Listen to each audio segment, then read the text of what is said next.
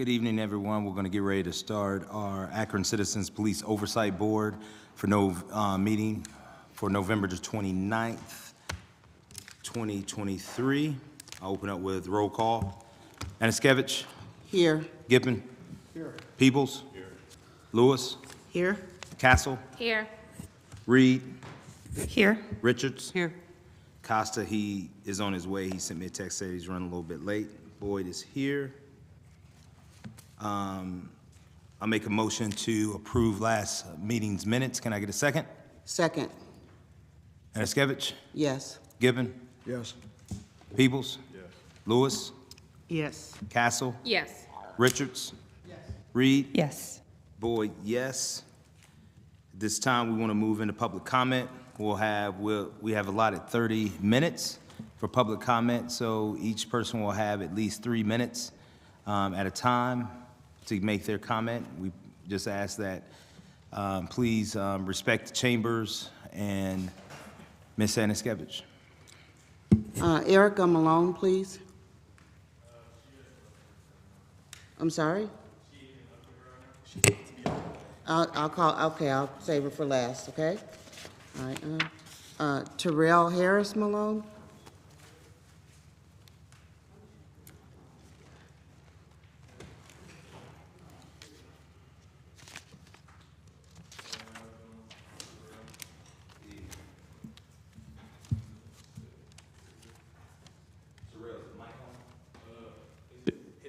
I think so. Oh, all right, there we go. All right. So, on October 22nd, 2023, I was at Lawton Community Center with some friends. I was called up there. I was called to come to the area after an incident happened at Bookville High School, which I was not a part of. I was at Lawton. There was no violence and there was no laws being broken.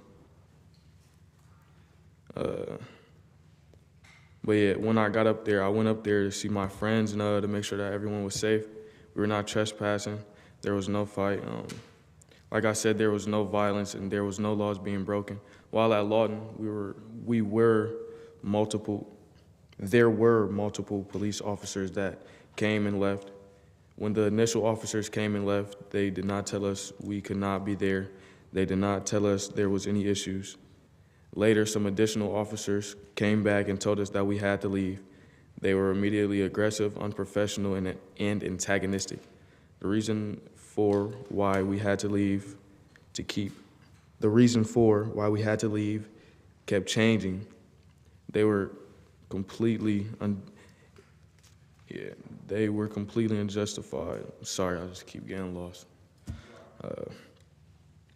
The reason for why we had to keep, they were completely unjustified, as they were pushing us rudely and demanding that we leave with no justification. Officer Drew Fight pulled out his taser. I immediately told him to put his taser away.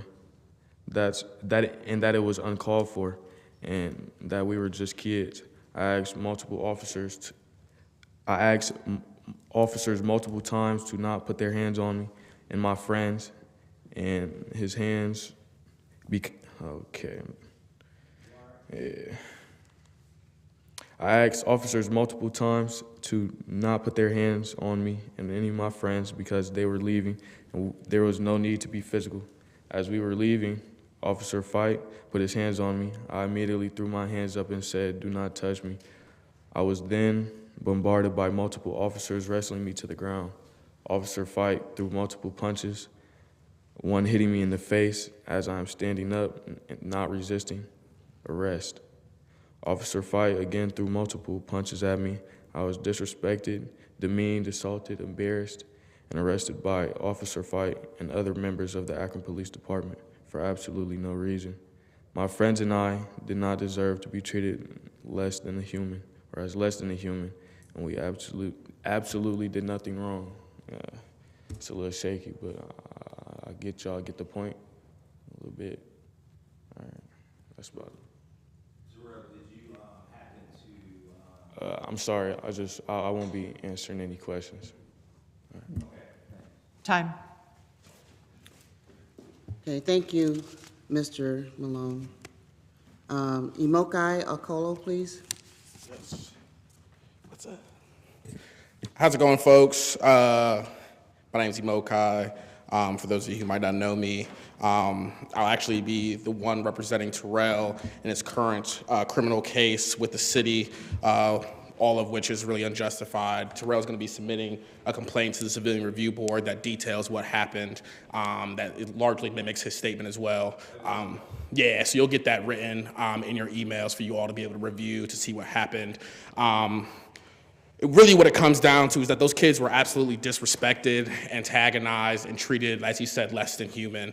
I've had the opportunity to review all of the body-worn camera footage. It's hours long of multiple officers with the Akron Police Department, and I will tell you the behavior from the Akron Police Department was absolutely abhorrent, how they treated these kids at Lawton Community Center, kids that were doing absolutely nothing wrong. You'll learn that there were multiple times that officers came to Lawton Community Center. There were a lot of kids at Lawton Community Center, and that when the officers initially came, there was no problem. Officers were talking to the kids. There was no issue. They were not asking kids to leave. There was no issue with trespassing. Nothing was going on, right? You'll learn that later, all of a sudden, these officers just came up and they just started harassing these kids, telling them they had to leave. The reason why they had to leave, like he said, just keep changing, and it didn't make any sense. And you'll notice, and as the video you might have seen circulating around social media that captures the moment in which Terrell was arrested and beat up by Officer Drew Fight specifically, you'll see that Officer Fight is just punching him, throwing haymakers as if he's in a fight himself, and it's just absolutely ridiculous. The video, I think, really speaks for itself, and the larger video you'll see will also speak for itself. Now, having a chance to watch the video, I think there are some quotes from Officer Fight that are pretty just alarming, and it really captures the entire situation, and it captures the attitude that he brought there with him. You'll see in the video that it says, and these are quotes, "No one gives a fuck if you're a minor. Get your little badass kids. Fuck these motherfuckers, dog." That's what he's saying. That's what Officer Drew Fight is saying to these kids, saying to these kids' parents, and saying to his fellow police officers. And you'll hear similar statements from other police officers there. This is how they treat individuals in Akron, Ohio. This is how they treat kids in Ward 4, black kids specifically, when they were doing absolutely nothing wrong. Why is that called for? What sense does that absolutely make? Fuck these motherfuckers, dog? What? You're a member of the Akron Police Department and you telling these kids, I don't give a fuck if you're a child? What sense does this make? This really just shows the attitude that's being brought, the attitude that these kids are met with as soon as they have an interaction with the police officers. I saw the minute these police officers pulled up, the minute they pulled up, it was immediate aggression, immediate hostility. Immediately antagonizing 16-year-olds, 17-year-olds, 18-year-olds, 19-year-olds. For what reason? It makes no sense. And so we just wanted to come and shed light on that situation. And there's also one other thing, if I can be real quick here. I'm sorry, really quick. There's one other thing that I've been noticing, right? I've had the opportunity, as some of you might know, I started my own law firm. I'm doing a lot of criminal defense work. What is happening? Oops, sorry. Your time is up. Oh, okay. We can talk about that another time then. Thank you. Reverend Joyce Penfield, please. Okay. Apostolette.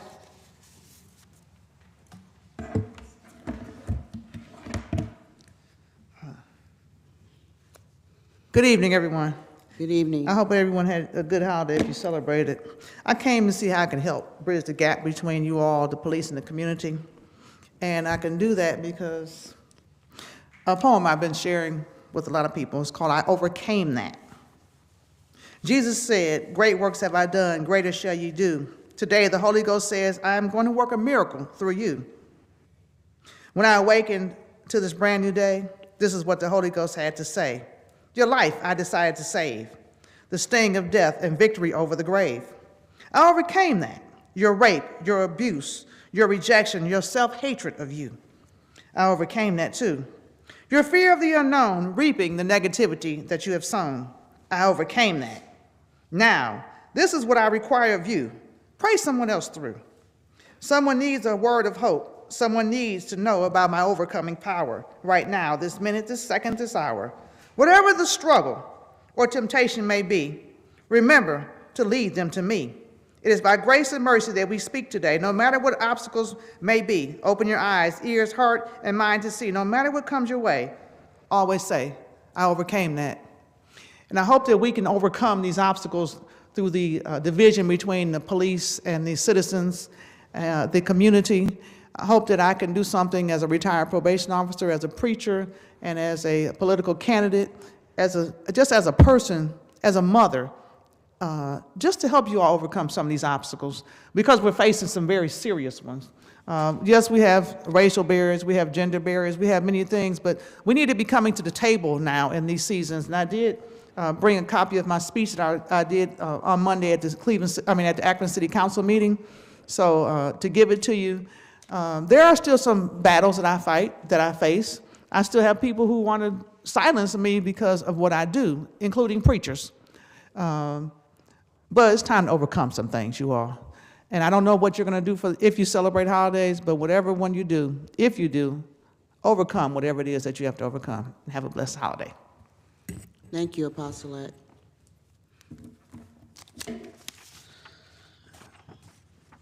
Reverend Joyce Penfield, please.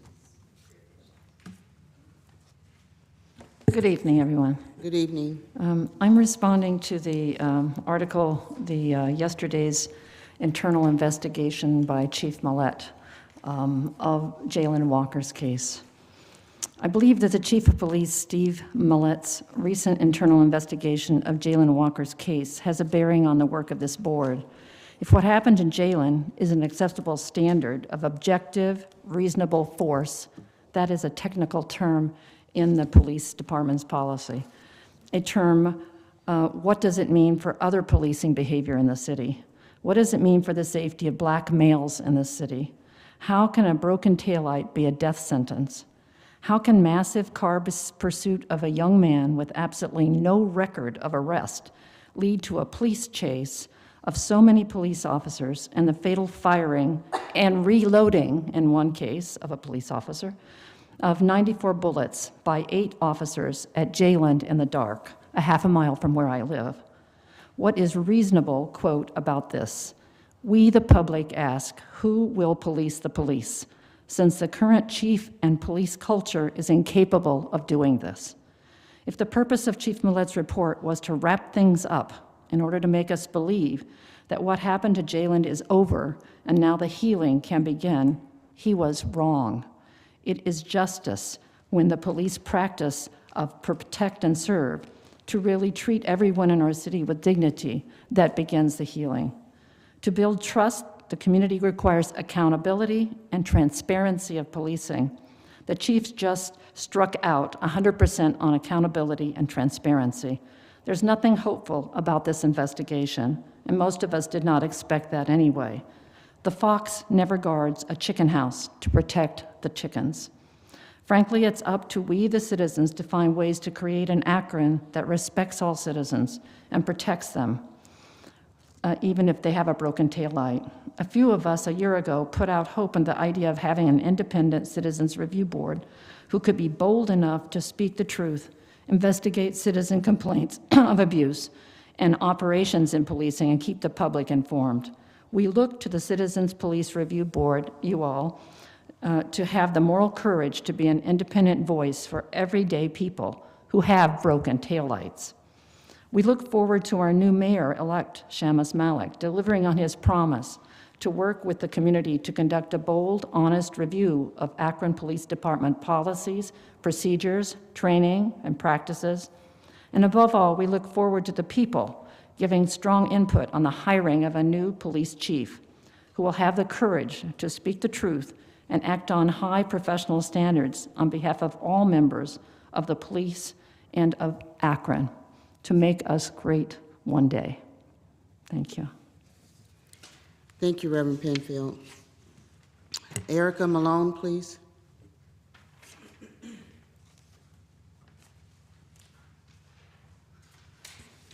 Evening, all. Good evening. I have to take a second because my son is over here crying.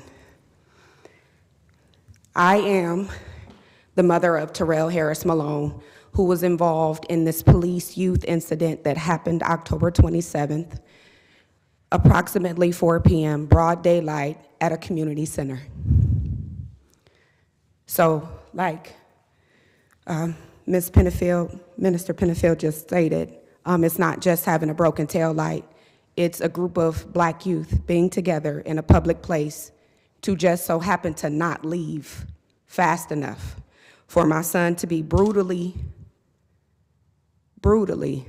traumatized, and other youth that were involved, to then be held over the weekend in jail, to have multiple runaround situations and circumstances. I probably spoke to over 50, 60 officers who would never give me the adequate information that I needed because my son is grown at 19.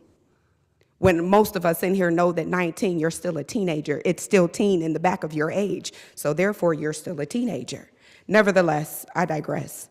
I'm coming here today because I stand in the gap for many of our youth who don't have stable homes, who don't have loving, caring people to check in on them. I've been a community mother to many. I am an activist. I take part in many community advocacy programs. I work with the community. I work for one of our major health systems.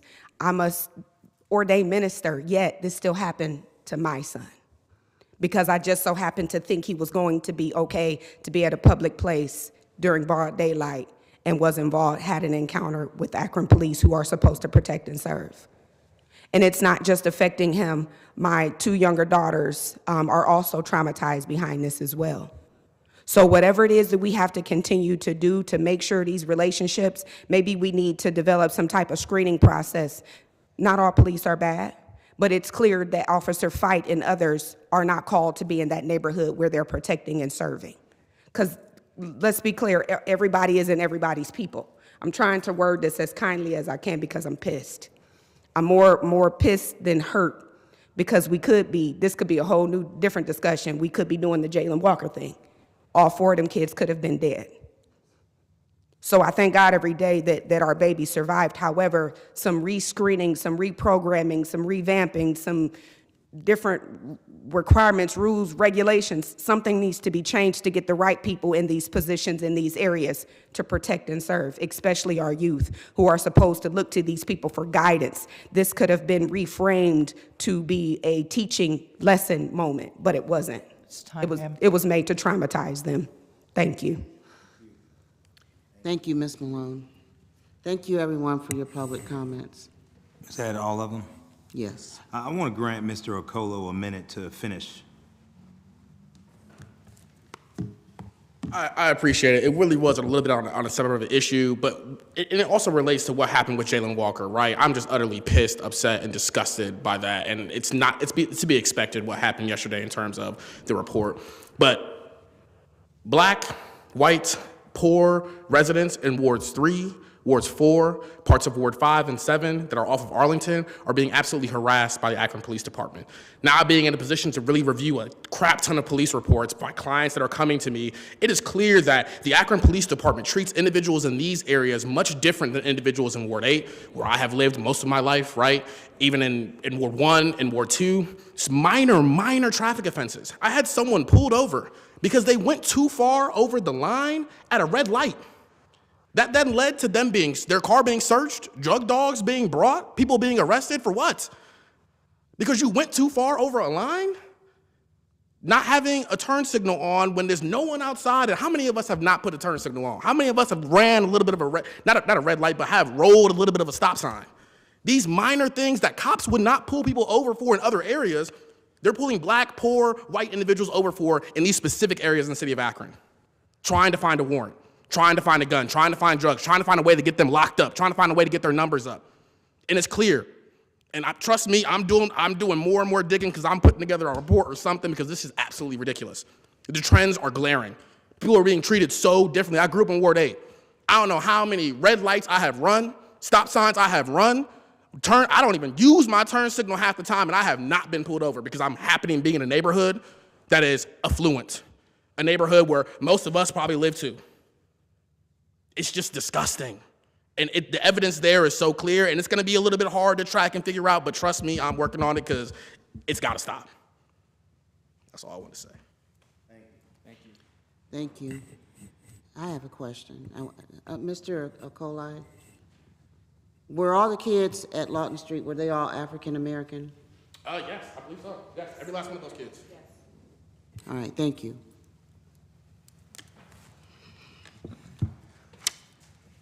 Thank you again for all the public comments. Know that they are being heard and noted and taken seriously.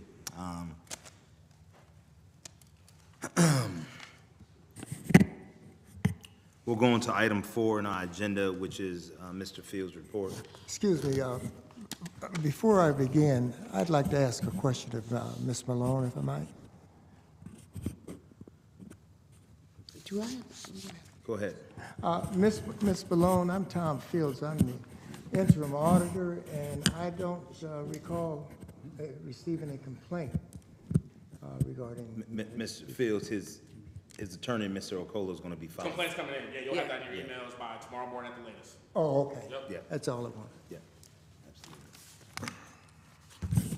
Okay, board, for my report out, breakdown number of calls received, there's been 7. Number of emails, 18. Number of in-person complaints received, 0. Number of complaints turned over to APD since our last meeting was 6. Brief description of the nature of them. Officer smoking in squad car. Another officer unwilling to help locate a missing person. Next one, Summit County Jail refused visit for an inmate. I referred that one to Summit County Jail. Another officer refused to take an accurate report on friend's behalf.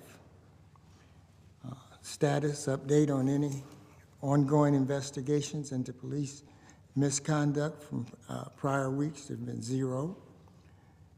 Investigations completed and summary of findings, there have been 10 use of force, all of which were deemed justified within the police parameters. Complaints taken over from any persons, there have been none. Complaints inherited, 0.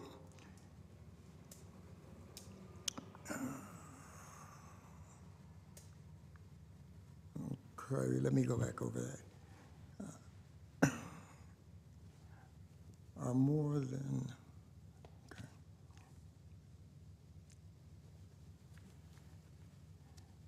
Basic stats added to board's agenda, 0.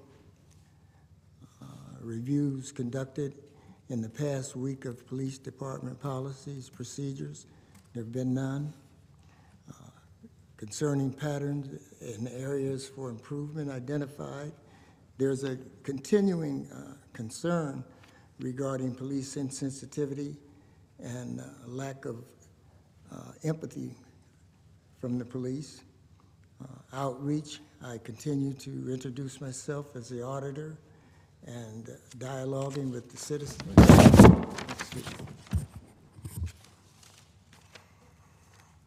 Community outreach, meetings attended in the past week, there have been none. Feedback received from community members. Again, the concerns regarding police sensitivity and a lack of respect. Recommendations, more sensitivity training for the police. Preliminary recommendations for changes to police procedures and training.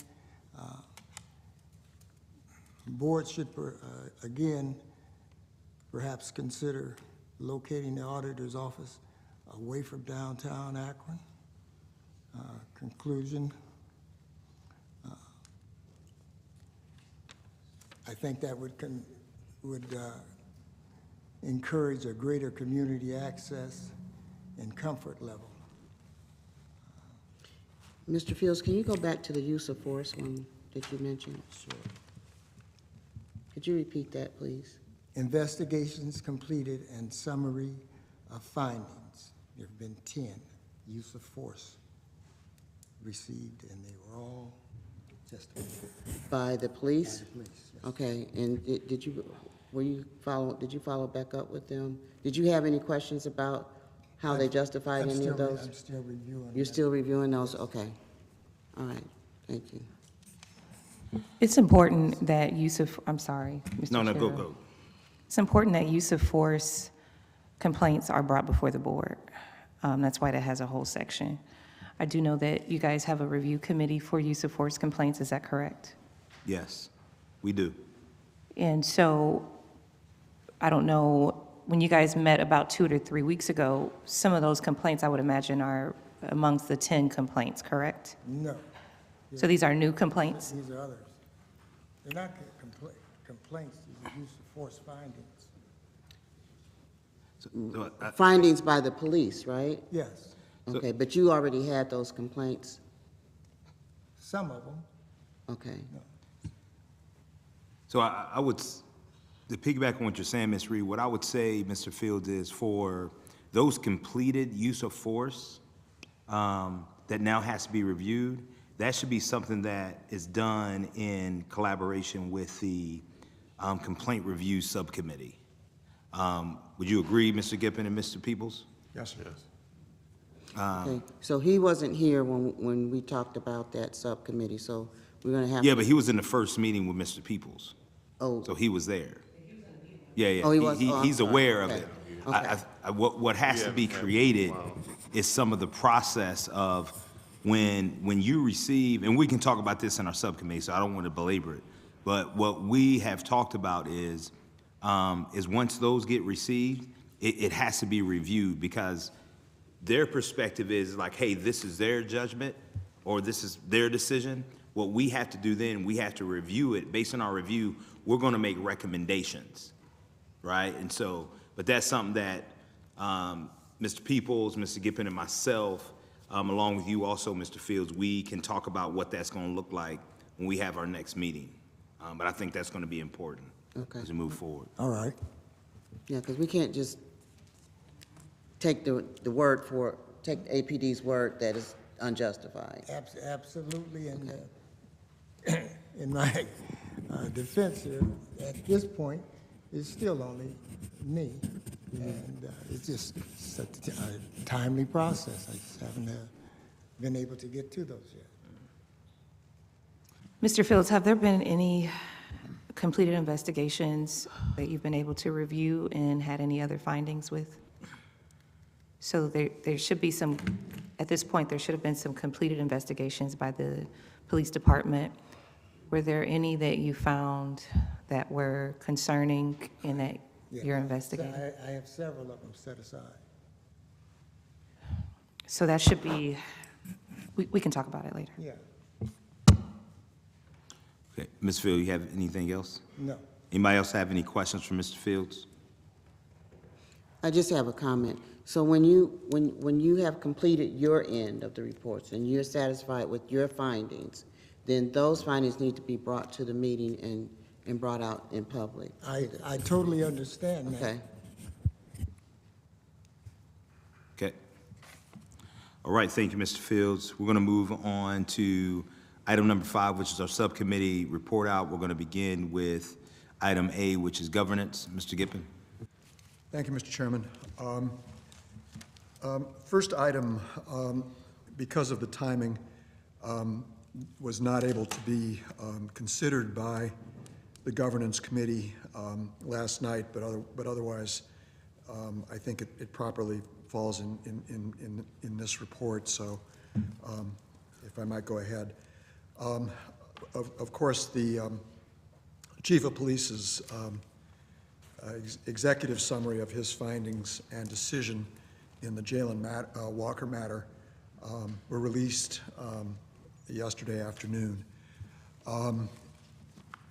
During the day-to-day, as Mr. Chairman, as you know, you and I worked on a proposed statement that would be made by the board concerning that matter, and a draft including some late revisions that you had suggested, Mr. Chairman, and also because of the timing, Ms. Anichevich had some Aniskevich. had some suggestions, which also I was able to incorporate, and I sent that latest version out actually just before the meeting, and hopefully everyone has it. In connection with that statement, I think it is appropriate that the board vote, as the charter provides, on its own initiative to undertake a review of the Jalen Walker matter now, including the chief's report. That, as you may recall, requires a 2/3 majority to be enacted. So I'd like to move that the board undertake that investigation, and then, assuming, well, depending on that, I would want to go to the statement. So I make that motion, Mr. Chairman. Get a second? Second. Roll call it. Anskevich? Yes. Gibbon? Yes. Lewis? Yes. Peoples? Yes. Castle? Yes. Costa? Yes. Richards? Yes. Reed? Yes. Boyd, yes. Thank you, Mr. Chairman. I think that now it's appropriate then to turn to the draft statement that was circulated. Because of timing, I was not able to get this out to the media. If anybody wants, or to the public, I can try to do it, but I think in the interest of time, we should take it up. So I will move that the board adopt the latest version of the statement that was sent just shortly before the meeting started. I get a second? Well, just prior to, do we think would it be appropriate to read the statement? Yeah. I mean, yeah, it's not. Oh, I we'll can read it. discuss Yes, that. it's not long. Yeah, we just gotta move. Second. Okay. Shall I read it? Yep. And again, I'm sorry, just with the timing, it was moving fast, but I think it's not that long, so let me read it. It's headed Akron Citizens Police Oversight Board. The title is Statement Concerning Police Chief's Findings and Decision on the Jalen Walker Internal Investigation. And the text follows. The Akron Citizens Police Oversight Board and the Office of Independent Police Auditor will promptly begin a rigorous review of the findings and decision of Chief Stephen L. Millett as to the death of Jalen Walker. The board will report the results of the review and make any recommendations that are warranted. While reserving judgment as to what will be the outcome of the review, the board must acknowledge the pain felt by the Walker family and throughout the entire Akron community, including by the members of the board, concerning Jalen Walker's tragic death. The board and the OIPA will consider all available evidence, including the report of the Ohio Bureau of Criminal Investigation, as well as the full findings of the chief pursuant to the internal investigation conducted by the Division of Police, to be called APD in the remainder of the statement. The board does not expect the failure of the grand jury to bring indictments to be taken into consideration. And there is a footnote explaining that, which reads, the board does not agree with the chief that any relevant inferences can be drawn from the failure of the required supermajority of the grand jury to bring indictments. A majority of the grand jury may have voted to bring one or more indictments.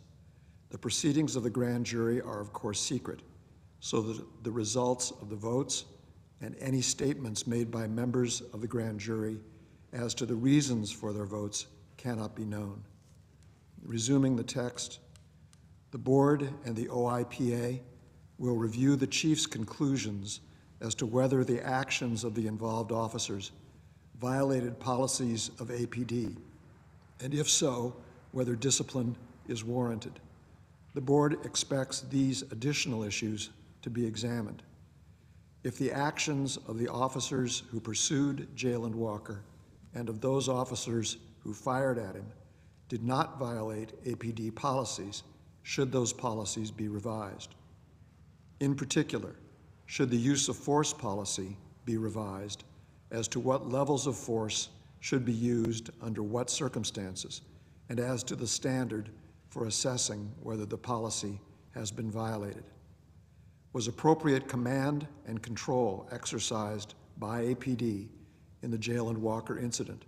If not, should the policies and procedures for incident command and control be revised? The board well understands its responsibility to the entire community to exercise independent judgment as to this matter, and it intends to fulfill that obligation. And it's signed by the full board with today's date. Any discussion?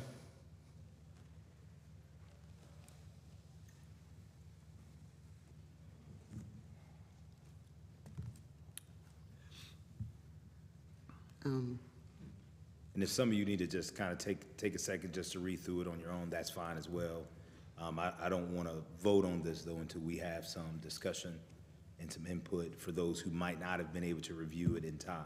So, I just have one point, and I discussed it with Mr. Gippen as we were revising it, and I don't know if it needs to be added or not, but the last paragraph before the ending paragraph that starts with "the board well understands," where it says, "was appropriate command and control exercised by APD in the Jalen Walker incident?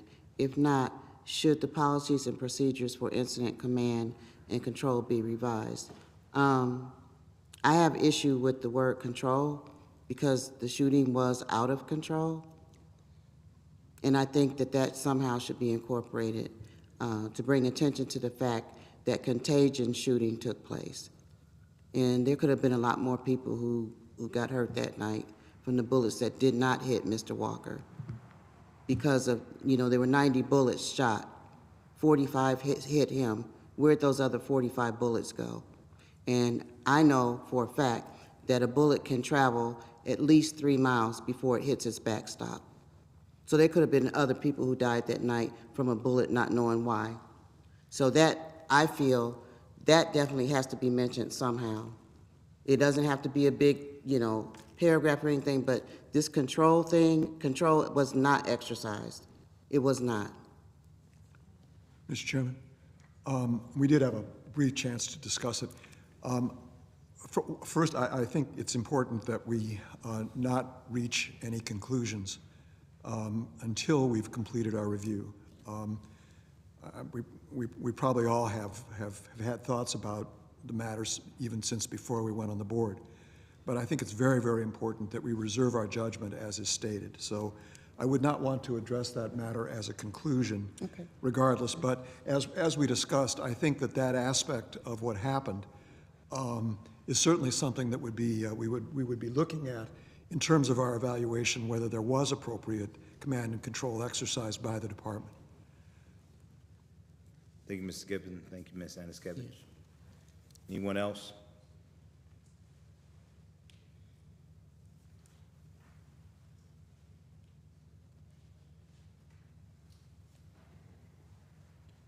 If it's nobody else, I'm sorry. So I'm most certainly in agreement with the tone and the intent of the statement.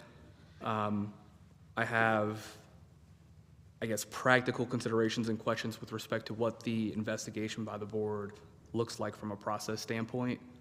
And so I'm curious to hear others' thoughts with respect there, but otherwise, I'm on board. Mr. Costa, I completely agree with you. I think it's prudent that we take a stance and we move forward with our ideas.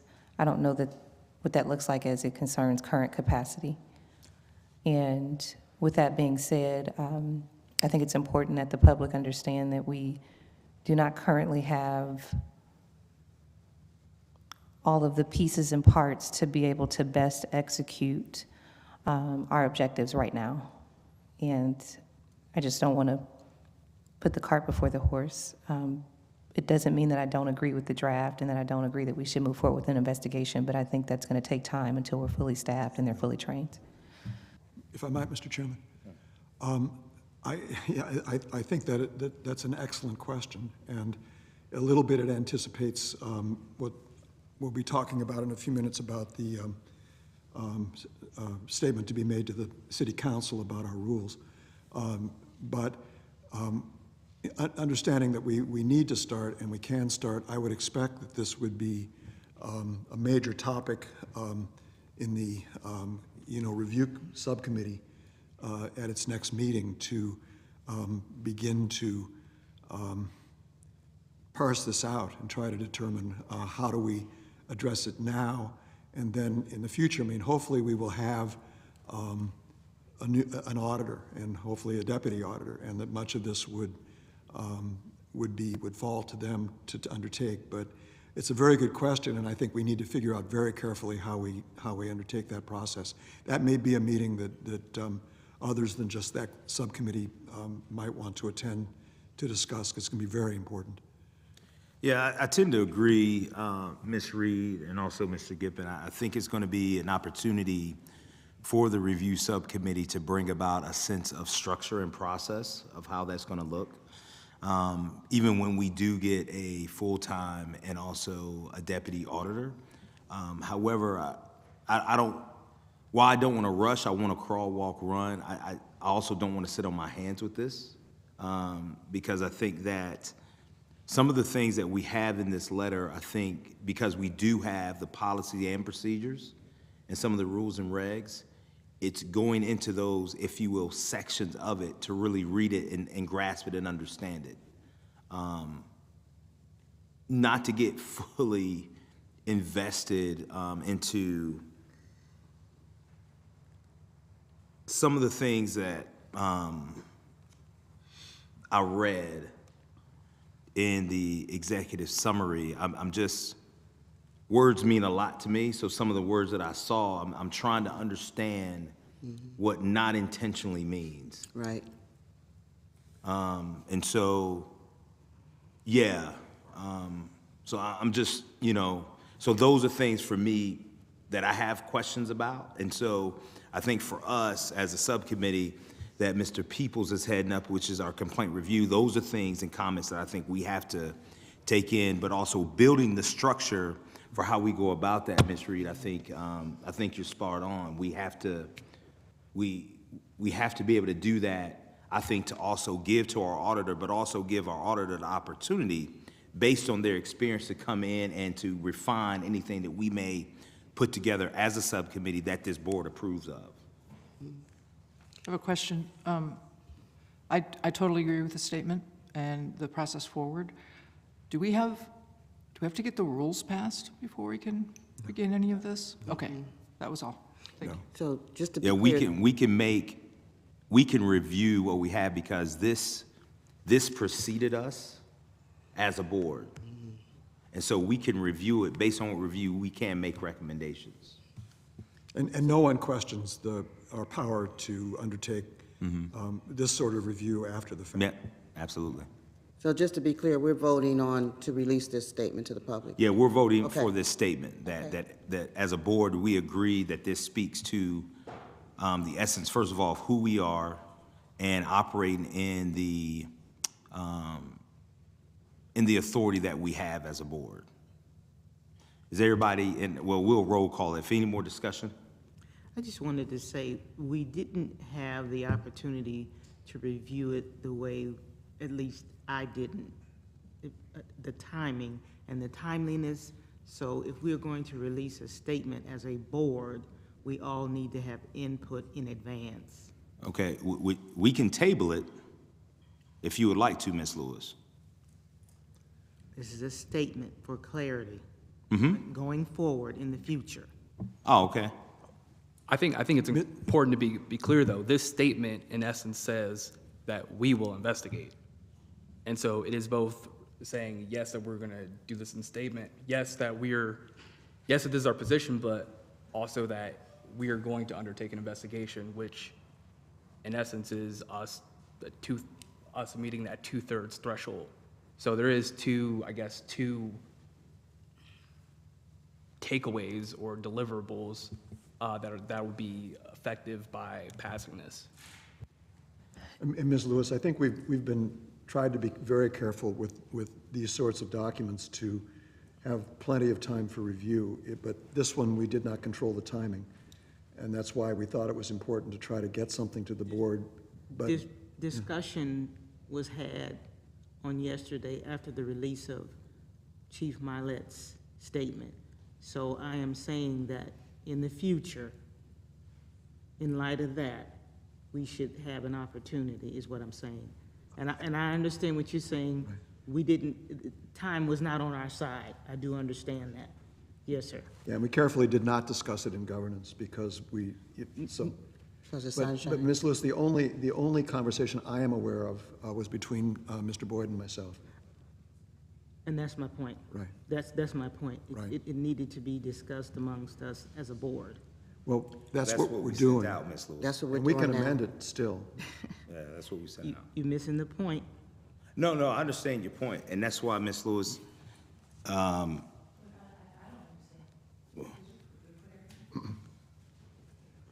she's asked for. Saying that when we release a statement, that all of us should have an opportunity to weigh in on the collective statement, and we didn't have that opportunity, is what I'm saying.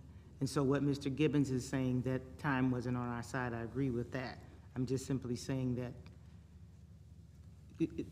I think I understand what you're saying. It was delivered to us. Instead of it being delivered to us, created collectively By us. by That's what I us. think. I see what you're saying. Yeah, it should have been created by us, that's what you're saying, And- by the entire board. And so, I think what I would say to that, Ms. Reed and Ms. Lewis, is that's why we're discussing it now. And so, and I understand what you mean by before time. The reason why I sent that out is that there was a lot of media outlets that was wanting a quote or wanting a comment. And what I said is I'm not making a comment until I talk to my board. So if you remember, everybody got a text message from me yesterday. And I said, what we need to do as a collective, in having this discussion with Mr. Gibbon, because I knew he was going to governance, is that, hey, if we can start to draft a statement from the board and send it out so everybody can review on our board, and whatever edits that need to happen, then that can come through electronically. And so that was the essence behind it. So what I'm saying is that we're here right now, and if there's anything in Right. looking at this I get that. I get that. that is not above We can board. discuss. I got you. I hear you. I absolutely hear you. I think And the also, text that we received said, don't make any comment. Is what Absolutely. it said. Absolutely. And we didn't. Right.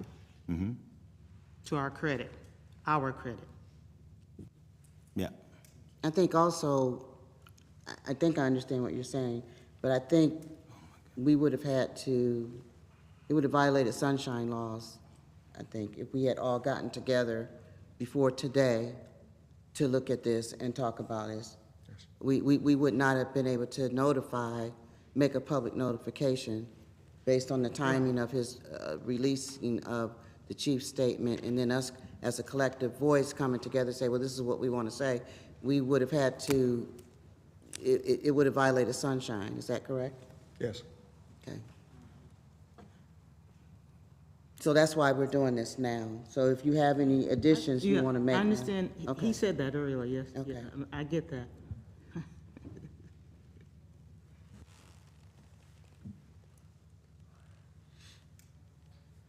I want to just go back to Mr. Costa's statement when you said, like you said, it's kind of a twofold question, whether we want to move forward with the draft and that the draft also includes a review and an investigation. And again, I just kind of want to reiterate that I think this is potentially one of the most important things that we will do during our tenure is review this case. And I just think it needs to be done right. And it needs to be done when we are fully equipped, armed, and ready to take on something like this. And I feel like, and I hope this is not offensive, but I feel like there's a sentiment on the board with some of our members where we like to move fast. And And I think there's some spaces where that's called for, but this needs to be done right. And it has to be done well, and it does not need to be done fast. I concur. If I might, Mr. Chairman, Yeah. it needs to be done well. We need to take all the time that we need to take. But I think that given what we have, which is, we have Mr. Fields, we have ourselves, we have in this situation a good deal of the evidence underlying the matter that came to us and to the public with the BCI report and all the evidence that was attached to the BCI report. We have a great deal of information, so that I'm comfortable with beginning the process of investigation. I do not think there is any good reason not to begin, and I think that the community would be surprised if we did not begin. And indeed, we have now voted to begin. So it's only a question of how do we do it. Mr. Gippen, we just heard our temporary auditor's report. He hasn't started any investigations thus far. He hasn't even given us any feedback on that yet. He said he's backed up. We just heard him say that. Ms. Reed, I'm sorry, I'm not going to argue it.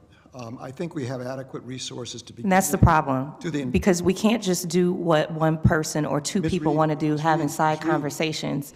We need to do this right. Ms. Reed, you and the rest of us just voted to undertake the investigation a few minutes ago.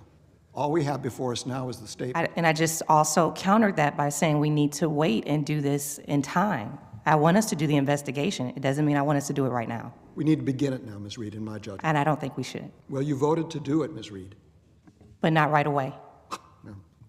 The lack of a date that's within this statement in terms of turning over an investigation makes me feel a little better, but I can't help but feel the same way as Ms. Reed. It's clear that our review and complaint process is not moving as smoothly as it should. I think we've already highlighted some of the gaps in coverage in our ability to put together a very well comprehensive report towards the end of the year. And I think a lot of the things that we're doing, we're just doing a lot right now. And I don't want to drop the ball here. So, I think while we find the balance between being responsive and meeting the needs that there are, we need to be really, really cautious.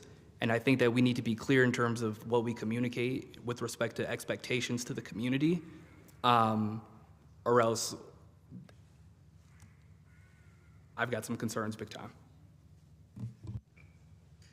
I do want to say also, I speak from a space that maybe most members on the board are not aware of. We have a committee, and we are currently working really closely with our current auditor. And I have more insight as to what our capacity is to conduct investigations. We are not ready.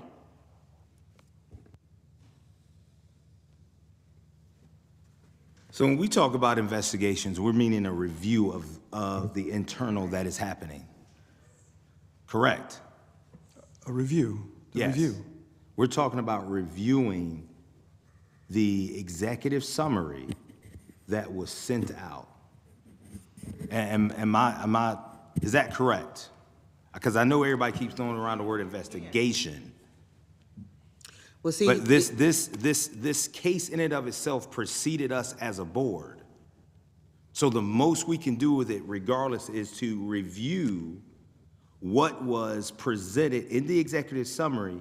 The only thing that we investigate are the policies and procedures and the rules and regs of the police department. That's all we're investigating. Correct. And we are, and I completely agree, and that is my interpretation of what we're discussing tonight as well. Okay. And I am telling you all, we are not ready. And go ahead, Ms. Richards. Well, maybe there's, for this particular one, maybe this is a third way. If the committee is going to take the responsibility of starting the review with Mr. Fields versus just depending on Mr. Fields to do it. If it's a whole committee thing, starting the review process, that might be a way forward versus just relying on Mr. Fields, because It's a big thing. It's a daunting. That is the intention, Ms. Richards, absolutely. And this is, yes, it is. Yeah. Yes, that is, and I apologize, Ms. Reed, let me just say, if I didn't make that clear, the clarity becomes, we put in a complaint review or a review subcommittee so that we can help shoulder some of this load. This is at least what I believe what was discussed at the last meeting. And so I still agree with you. It's not gonna be a thing where we're trying to rush through it. But I think to Mr. Gippin's point, it is something that we can start to do from a standpoint of how we structure it and how we want to process it and how we want to begin to scale some of this out. And so I think that's a really great start in a beginning.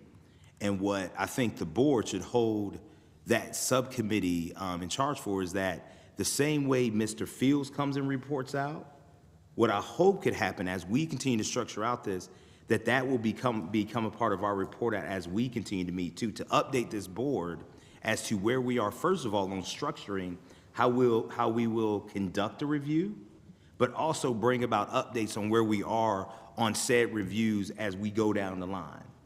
And so I agree with you 100%, Ms. Reed. I don't think I heard or was hearing that we're looking to go into this in a haphazard way because, again, there's a responsibility. And I think you have always been one to bring us back to the responsibility that we hold. And that's why I love and respect you for that. But I believe in our board. I believe in every subcommittee. But I definitely believe in the subcommittee that we're putting together with Mr. Peoples, that how he's gonna lead and help lead that subcommittee along with Mr. Gippin and myself. So what I can tell you as the chair of this board is that we wanna start by putting some of these things in. That's what I'm sorry. That's what, You're okay. I have personal experiences and it frightens me. But in good faith, I'm hoping that you all will move forward and handle this with care. But from my previous experiences with how things have been handled on the board in conducting reviews and how they're documented and how we report out, they have not went well traditionally. But we are growing, we are learning, and I'm hoping that moving forward, we will, hopefully that this will roll out much differently. Sorry. One second. And what I would need from you, Ms. Reed, is please inform us as a subcommittee of how those things haven't been done well, so that we know and we don't start to do them wrong from the beginning. Mr. Boyd, I think we already know. Okay. All right. I just want to add, maybe those of us who are feeling a little bit uncomfortable, once you guys get up and running and you start doing your report outs, that'll give us more insight, make us feel a little bit more comfortable on how this Jalen Walker thing is going to go forward. And I'm going to stop talking because I feel like I'm talking too much. What I was saying, I don't think there's anybody on this board that feels comfortable. But that don't mean that we don't do something. Right. I want to hear some report outs from your subcommittee on how you're going to go forward with this new investigation subcommittee. Then I think that everyone's comfort level will start to come around on Miss Reed's points. Right now, I can see the anxiety on her face. Okay, so the sooner you guys can give us a report out, the better. I would actually be, rather than just a straight up report out, I would love to see a proposed outline as the review process. Not necessarily in the weeds, detailed, this is what every step is going to look like, but just the steps and the actions that the review subcommittee plans to take in terms of addressing the review would make me feel a lot more comfortable, and I think would make the entire board feel more comfortable and provide an opportunity to almost issue spot and say, whoa, is this an additional thing or step that should be taken?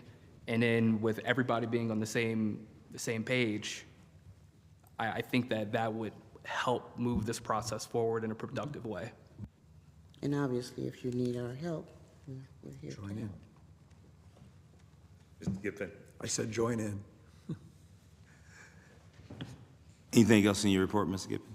I have two other items. Oh, But carry I it. think the pending motion is to, To vote. Yeah, on the vote on statement, that. yeah. Is there any more questions or thoughts about the statement before we take a vote? All right. Anaskevich? Yes. Gippin? yes. Peebles? Yes. Lewis? Yes. Castle? Yes. Costa? Yes. Richards? Yes. Reed? Yes. Boyd, yes. Thank you very much. Mr. Gippin? Thank you. I'm sorry. The next item, Mr. Chairman, this one is from the governance subcommittee meeting yesterday. I'm sorry, I better close this before I destroy it.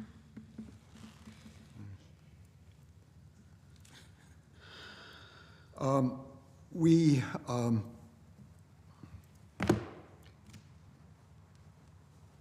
took up the issue of a statement to be sent to the city council in support of the legislation that is now going to go to council concerning our rules. And that was unanimously approved by governance last night. I believe I sent a copy around last night, in fact. So hopefully everyone has had a chance to review it. So I'd like to move that the board approve the draft statement that was as recommended by governance. Can I get a second? Second. Discussion? Everybody have an opportunity to read? Discussion? You had some changes. Yes, I made some changes, and I sent them out to everyone. I can't open it. I can't get this open. You can't get it? I can't open it. I don't know, this thing is just. It's not a lot. It's just, do you want me to go through it? I mean, did you all get it in your email? You should have. We did, yeah. Thank you for sending your thoughts. Okay, I haven't. okay. Those are my thoughts on it. Thank you, Ms. Anaskevich. If I might go through Ms. Anaskevich's comments and ask concerning Ms. Anaskevich, in the second paragraph, you added a parenthesis, I agree with having subpoena powers. Was that just a comment, or did you mean to add that to the text? No, I just agree with the subpoena power. So it's just a comment? Yes. All right. At the end of the third paragraph, you pose a question in parens, then shouldn't we leave open the option for further authority in disciplinary recommendations, especially if our parallel investigations render a more serious outcome? Render a different or more serious Different or more outcome. serious outcome. My understanding is that, do you mean, in other words, where we would actually have disciplinary power, or simply we would make recommendations concerning? Well, see, right now, we don't have disciplinary power. We do not. We do not. Per the charter, we do not have disciplinary powers.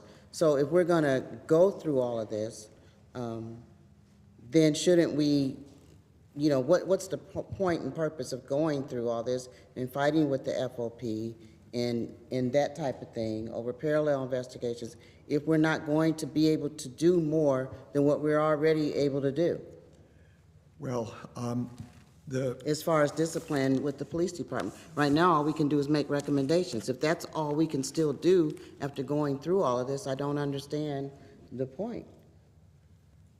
well, I mean, if it's That not is- going to give us that- any more authority. that is the extent of our power, but presumably recommendations we would make would carry weight, you know, for future matters, if not the reconsideration of decisions already made. Can you give me an example on what kind of weight it would carry above and beyond the authority we already have? Ms. Anaskevich, the recommendations that we'll make, do you know where those recommendations go to when we make them? What do they go to? Who do they go to? They go to the police department. So that's what I thought too. What I learned is they go actually to the mayor's office. Mayor and council. Okay, Yes.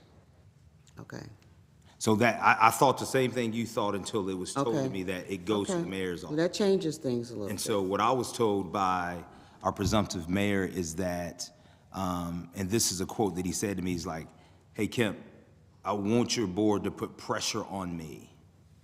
Okay, So I want the recommendations to come to me."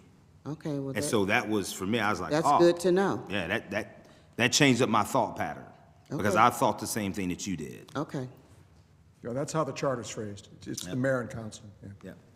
Yeah. And I think there's every reason to believe that as long as we do what we're doing and maintain the confidence of the community, that our recommendations will carry weight. okay. I mean, Those were my only two, those were yeah, my I see only. some of the questions, but they don't seem like text changes. Am I right? No, there's not, I'm not changing the text. Those are just my, Thank my concerns and Yeah, questions. thank you for giving it welcome. that level of thought. So Insight, from my perspective, I thought this was a very well put together piece. This reads as an advocacy piece to City Council as to why we've taken the position that we've taken with respect to our rules and why we need the authority in order to be an effective review board.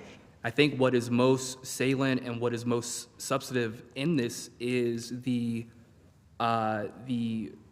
highlights to NACOL, the National Association of Civilian Oversight Law Enforcement, and highlighting the best practices that are supported by NACOL, but also that have been communicated nationally and that have been highlighted among boards in terms of authority and oversight powers in order to make them be actually effective. So I think that this is a really good piece, and I'm in full support of it, and appreciate the work that you took, Mr. Gippen, in putting together the draft, and also the time that governance took last evening in sorting through this deeply. You both had changes. And this is your draft, actually, of course. Sorry, appreciate it.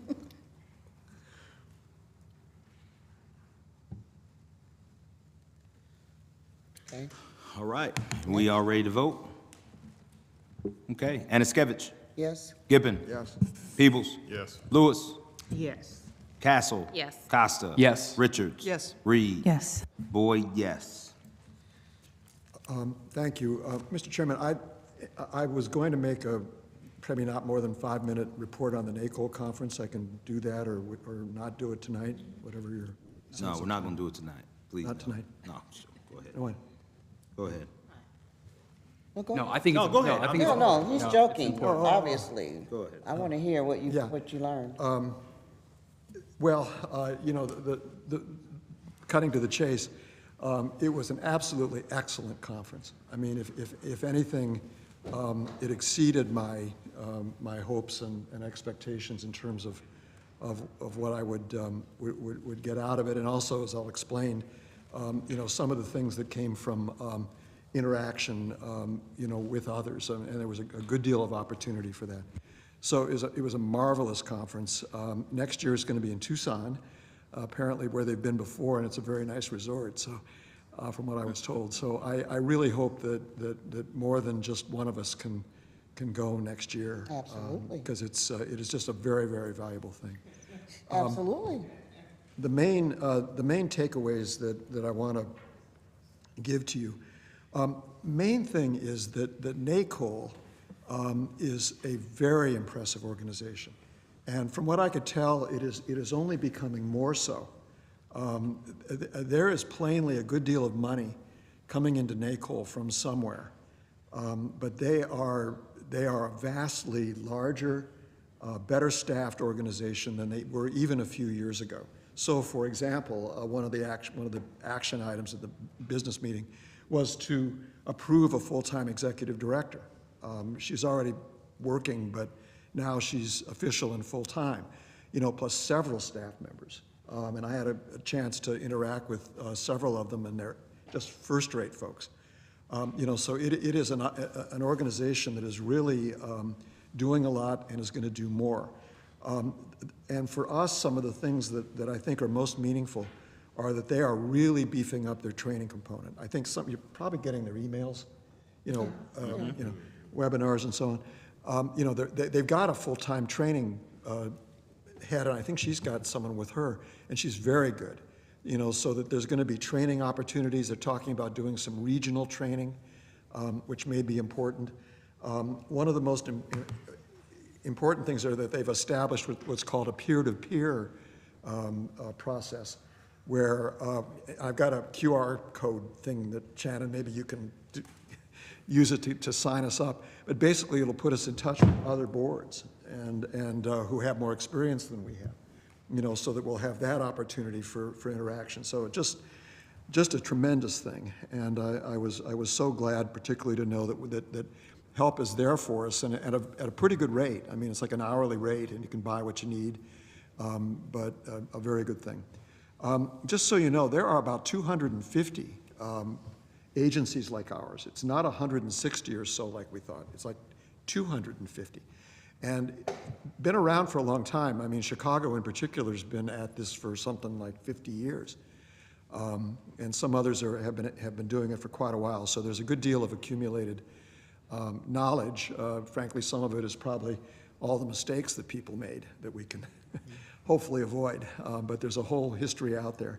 But it is a strong group of people, like we are, very, very dedicated, to this cause. I mean, that came through just the energy.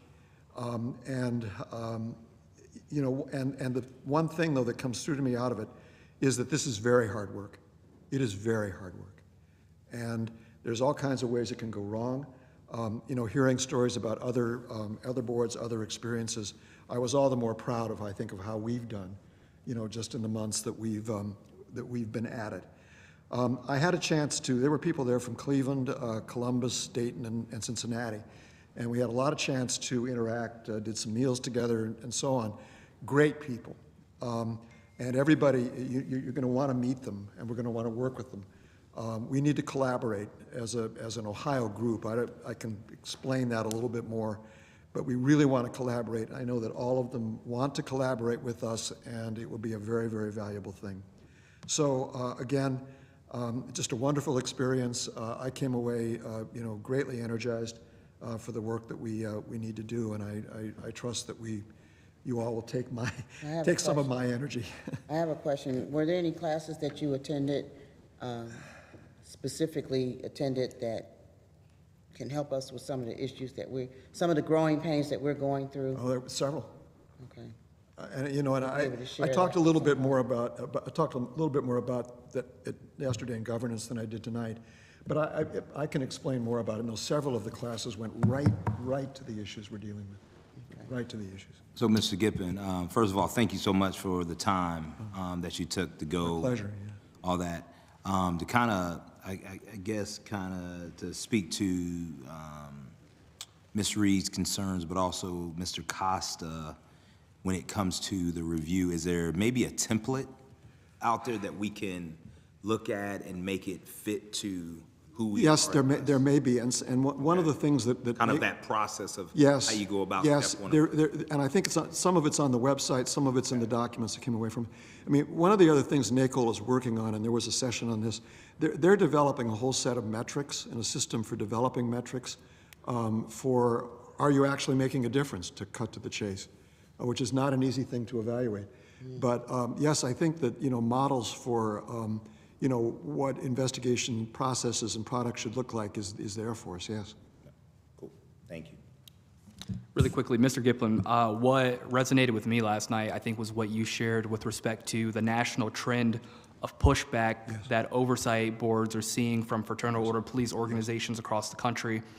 And that made me feel, I think, a little bit more validated in some of the experience that we've been having here in our oversight board and working with the fraternal order police, and saying that this is not something that's necessarily unique to our city, but rather a national effort and force. And so that just struck me, and that was something that I wanted to share with the board because that's something I went home and I've been thinking about all evening.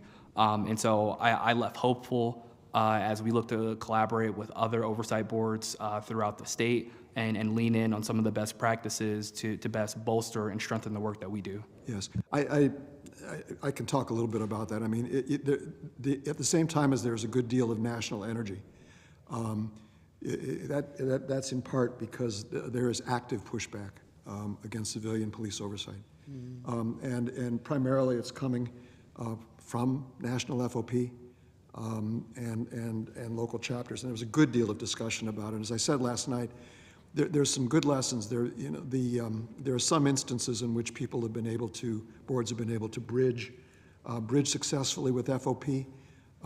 And typically that's been where there has been an executive, the equivalent of our auditor, possibly board members who are themselves former law enforcement. And that tends to develop trust, but it is something we need to be mindful of.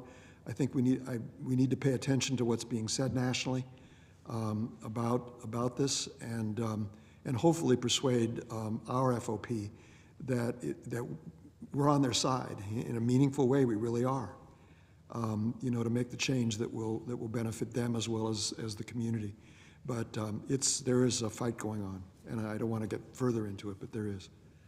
Just a quick question. Did you come away personally with any suggestions that you would like to make for our board overall that we haven't thought about or we haven't? No. No? Okay. I'd only say we need to recognize how hard this is, and we've really got to keep it up. I mean, inertia is going to be our enemy. We have to keep it up.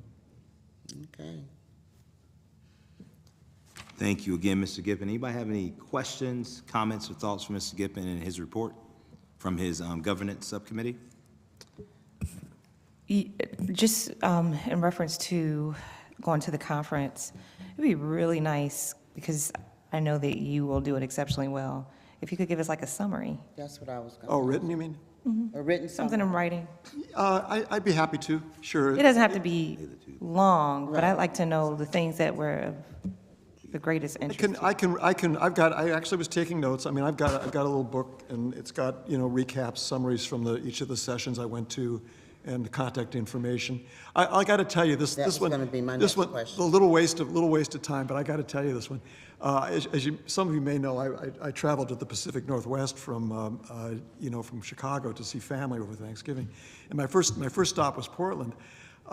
So I took a train a week ago Monday from Portland to Seattle, where my youngest daughter is, and of all things, the Lyft driver who picked me up at 6:50 in the morning is a member of the city council in one of the suburbs of Portland, and it happens he's involved in police oversight and has been, and for whatever reasons is going on the Portland equivalent board, who I met some of their folks, and we exchanged texts, and I've got his contact information. So of all the crazy coincidences, my Lyft driver is one of us. 6 degrees of separation. Yeah, really. Yeah, I'll be happy to do Yeah, that. if you could write a summary so we can all read it and get an idea. I mean, we're not going to remember everything you said tonight, so. Right. And then plans with regard to collaboration, I'd like to see how we do with that. I'd love to see us together. Well, they want to get together. We need to at least organize a Zoom and get everybody talking. I got to tell you, the Cincinnati director in particular was just amazingly. She's native Jamaican, and she actually spent 10 years in Jamaica on this stuff. But she's been in Cincinnati for 3 years, and just really, really good. But they all are. They really all are. Thank you again, Mr. Gippen. Let it be noted that Ms. Reed and Ms. Anaskevich asked for somebody to do more work in writing up these notes and a summary of the trip. You can take pictures of your notes and just upload them. That's fine. I just want that to be down in the minutes. Text from the Lyft driver. He's an attorney, he likes to write. I just wanted to make sure it was noted. Don't they, Brandon? I just want to make sure it was noted. All right, Attorneys love to write. We're going to move on to item B under our subcommittees. It's going to be Ms. Richards and HR. Got half the meeting. Thank you. Hopefully you've all received the invitations. We have 5 interviews set up, and they are all going to be virtual this first time around. So you can sit at home, click on, attend what you can. I encourage you as many as you can to attend as many of them as you can. I will circulate general questions for us. And of course, you can ask anything not illegal in our interviews. And then we will, get together, narrow down, and bring our finalists in for live interviews, either before or after our regularly scheduled Wednesday board meeting. So be cognizant of everybody's time. Shannon is doing an amazing job. We appreciate her. She is killing it and holding our lives together. Thank you. And that's all I had. Our first interview is tomorrow night, so make sure you're on your calendar. You should be able to click a link and join the Zoom meeting.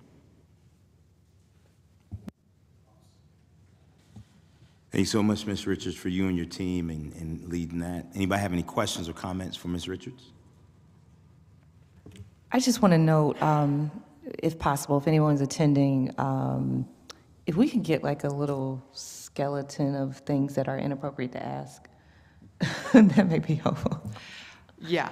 Because it'll be me that will ask something. Yeah, I'll try to put a brief thing up of Yes, given that none subjects of us that are are human off limits. resource All right, professionals. thank you. Ms. Reed is on the roll this evening. Well, Roll. none of us are human resource professionals, so we need to know. I will pay $5 for all the extra work I'm asking. It's a good evening. That's all I'm saying. It's a good evening. Only because I looked over this way and I seen Reverend Joyce mouthing something, so I want to. No, it is. No. No, it's not. It's a personnel issue, so Yeah. they're not public. No, same thing. No. We'll make sure we report out, though, for you all. Right. Any other, are you? Did you tell? Do that. I would do that. We would like, Going to executive. under the guise of human resources, we'd like to go to a short executive session after this meeting. Yeah, we were. Okay. Thank you. All right. Next, Ms. Lewis, community engagement. Brandon has something. You have something, Brandon? No, we just talked about it. So I'll be relatively short. We did not meet, obviously, last Thursday because of the holiday. Each one of our board members are scheduling time to attend one of their prospective ward council meetings before the year's end to share with their ward members our progress and our plans going forward. And the survey has been submitted to the city and is in review. The frequently asked questions, a couple edits, and then it's going to go on the website along with the instructions as to how to secure a speaker for an engagement. And I handed out something that comes from the the prosecutor's office, Summit County Prosecutor, and it's called Take Me Home. And we want to provide informational links for that and other kinds of helpful information. For example, I think this Take Me Home talks about an individual. They may have oversight over a person who has difficulty communicating on the autism spectrum, or something like that, maybe an older person who has dementia, and they may find themselves in interaction. And so it just helps if they're registered and the police can look that up and say, hey, the person that you're thinking about or is lost or what have you. It's sort of a helpful tool. And so that's one of the things that we want to add to our webpage, just a link. And so we'll be thinking in terms of a database that will have a link, or database that will help persons who might find themselves subject to interaction for whatever reason. Could be a mental health crisis, or like I said, someone who is not able to communicate or something like that. So those kind of things we want to add, and just make sure that if we have those on hand, that we're syncing both in-person information and online information. And that's pretty much all I have. For Ms. Lewis. No, I have a comment, though. I think that's an excellent idea because if you all remember a while back when several of us had met with Chief Milet and the Deputy Chief about some of the low-hanging fruit things that they can do to ensure safety, more safety of the citizens of Akron. And one of the things that he was looking at doing is, but it's a staff issue, staff shortage issue, is having a mental health professional on staff with the police department so that when they go out on Signal 43 calls, which are a mentally ill person, that rather than having them face a police officer who doesn't understand mental illness and doesn't understand this person doesn't need to be arrested, but they need to go to a mental hospital or they need medical help from the hospital. So having something like that on our link would be very helpful, I think, for the police department once they get that piece up and running.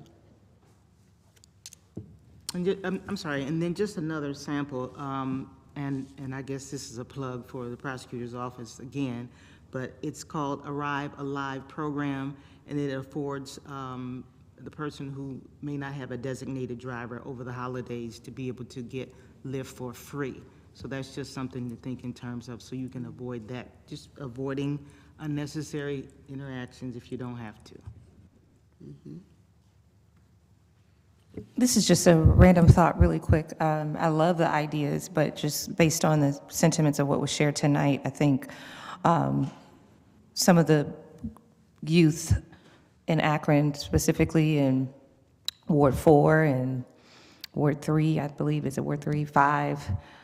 We need some programs specifically for our youth. Mm-hmm. And I think the situation with Mr. Malone could have went a lot different if the police had arrived with a community activist, a well-known community respected person that was with them instead of, coming out, whatever happened in the situation, which I don't believe that there's any reason, well, I don't want to speak on it, but I do want to say that I think we need to create programs such as ride-alongs where we can have, when there's a youth situation, specifically in certain wards, that we could put respected community members in the car to go along, to be advocates for our youth, to make sure that brutal attacks don't happen. Well, I think first, the police need some de-escalation training, when they see certain people.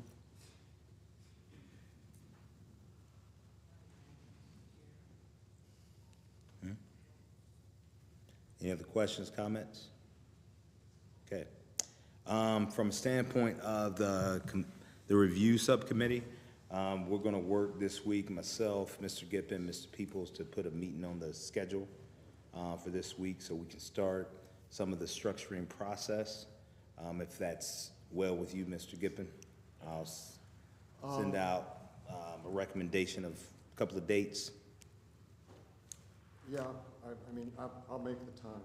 Okay. All right. Mr. Chairman, did you want to say anything about your expectation with council for next week? No, not yet. Okay.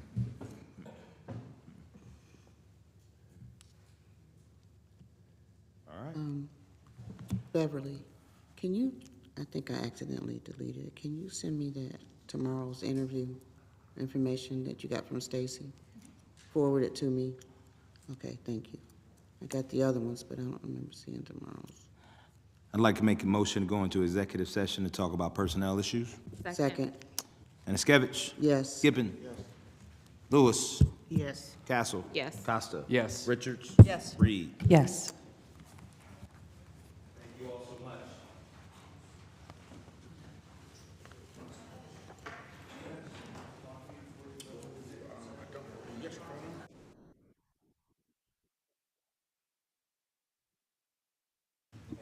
Mr. Chair, though I'm the chief of the criminal division, I think you might have some legal issues that come up in executive session that I can direct those questions to the civil division and HR if you'd like me to stay.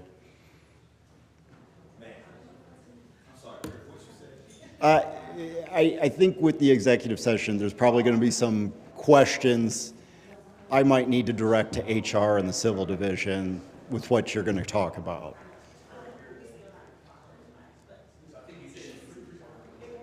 Yeah, just making sure it's okay with the board. I'll sit in and make note. Okay.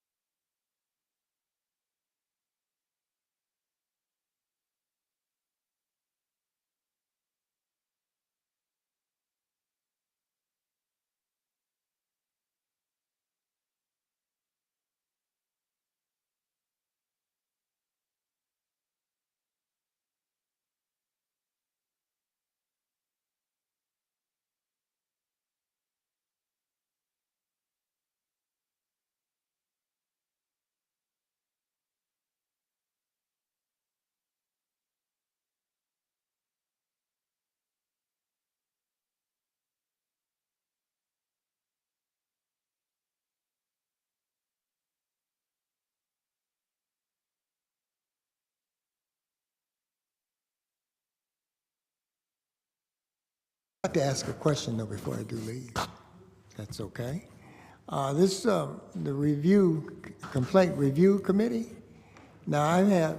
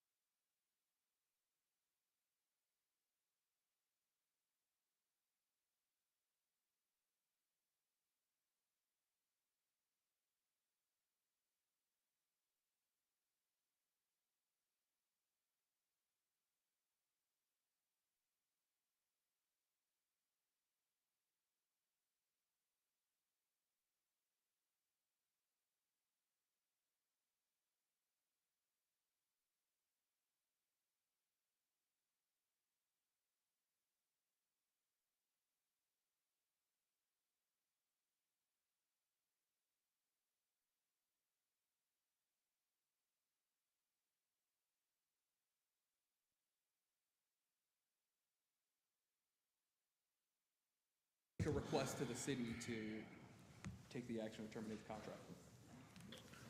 All right, make a motion to get out of executive session. Second. All in favor? Aye. Let's go. Aye.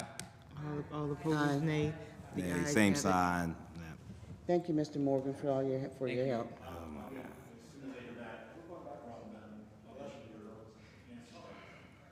Thank you. Everything? Don't say everything now.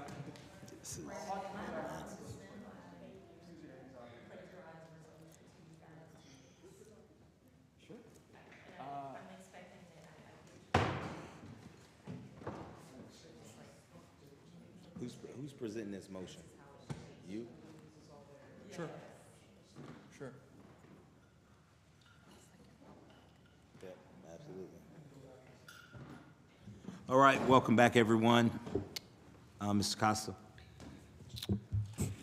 Yes. I think that there are some concerns with respect to the performance under our current professional services contract that we have with TR Fields and Associates. Based upon that, I would like to make a motion that we request to the city of Akron to terminate the contract and to provide the 3-day notice Immediate. as effective immediately, and that the city take steps to terminate said contract. Second. Anaskevich? Yes. Gippon? Yes. Lewis? Yes. Castle? Yes. Costa? Yes. Richards? Yes. Reed? Yes. Boyd, yes. Move we adjourn, Mr. Chairman. Second? Anaskevich? Yes. Gippon? Yes. Lewis? Yes. Castle? Yes. Costa? Yes. Richards? Yes. Reed? Yes. Boyd, yes. Everybody have a good evening. God bless you. Safe travels. Yep.